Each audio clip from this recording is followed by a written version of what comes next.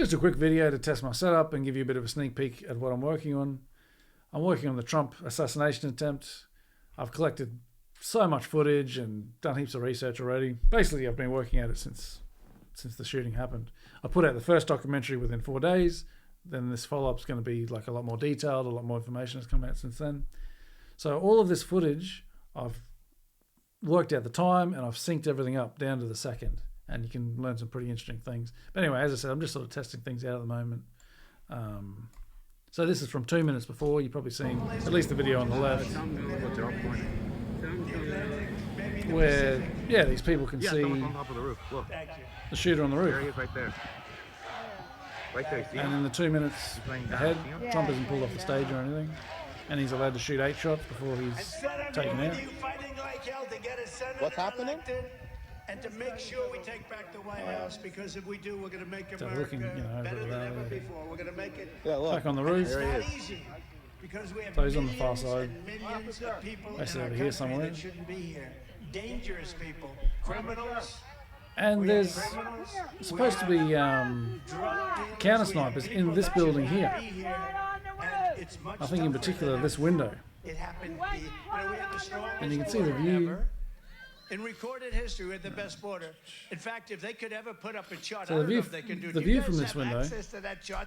Right, bear with me. As I said, I'm still figuring out my setup here. So this is the view from that window.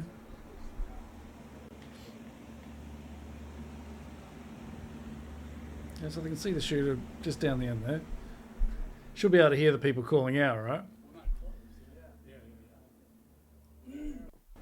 Because the snipe, so from this position, early an hour before the shooting, they took a photo of Crooks, who was sitting on this ledge here. Can't see it too well from there, but if I jump over here,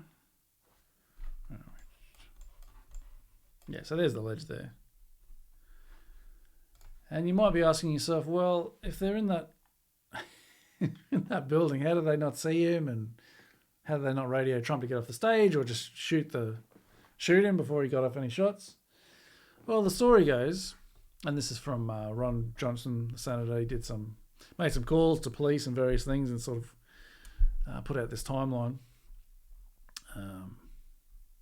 So the story goes that just before the video that you just saw, this sniper, his name's Greg, but he decides to go to the ground floor to sort of look for him, or to meet local enforcement patrol to alert them to Crooks' presence, as if he doesn't have a radio. A little bit dodgy. And I've been wondering, because apparently he wasn't the only sniper. And they had the hearing with this police commissioner, and there were questions about, like, was that his decision to leave? Did he tell people he was leaving? And I was wondering about the other people.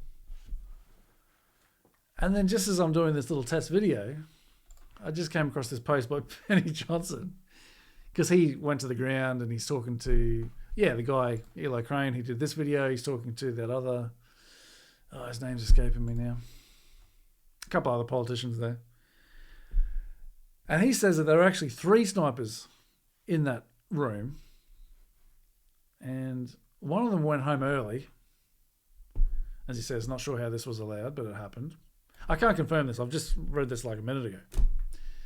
So there were 2 snipers left, Greg and someone else. Greg took the photo. You can tell this from the body cam. They mentioned, Greg sent this photo, and then anyway. And Greg is AGR Sniper 1 that took the photo, left to go talk to someone for some reason. But that should have left one more sniper, right? So Greg went down, found nothing, and he was coming back to the building, and apparently realised he'd forgotten his access card into the building, and the last remaining sniper left his post to go let him in.